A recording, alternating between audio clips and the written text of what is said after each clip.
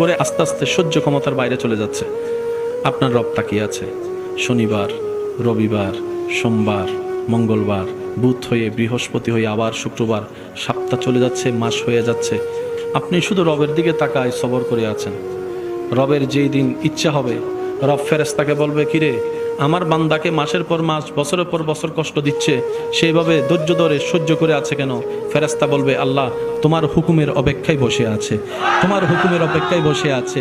সে তোমাকে সন্তুষ্টি করার জন্য মুখ থাকার পরও গালির পরিবর্তে গালি দিচ্ছে না। আল্লাহ সে তোমাকে রাজি করার জন্য মারের পরিবর্তে মার দিচ্ছে না।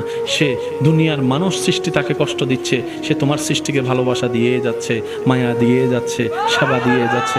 রব্বুল আলামিন বলবে, আমার বান্দা আমার হুকুমের অপেক্ষায় বসে আছে, আমার বান্দা আমার সন্তুষ্টির অপেক্ষায় বসে আছে। এত কষ্ট সহ্য করছে, বুক ফেটে যাচ্ছে, চোখের পানি পড়ছে, তারপরও সে ধৈর্য ধরে আছে।